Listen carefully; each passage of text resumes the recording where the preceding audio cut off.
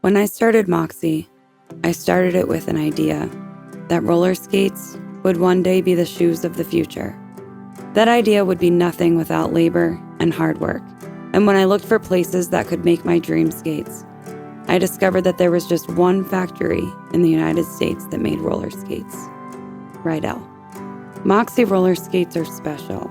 It's hard to find anything made in America anymore, and the connection to the feeling of making a product that we hold so near and dear to our hearts should only be made by those personally connected to the people that use them. We are an American company making American products. They are designed and skated, marketed, and serviced by people in California, but made by hand by hardworking Americans in Red Wing, Minnesota. Each skate is pushed through an assembly line, seeing 85 stations. Making roller skates requires hundreds of pieces that come from 22 suppliers.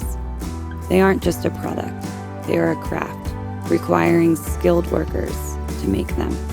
Together, we welcome you to celebrate Labor Day with us. We would like to take this moment to thank the factory workers, the seamstresses, the cutters, the skivers, lasters, finishers, mounters, and shippers from the bottom of our hearts, who are making more roller skates than they ever have before.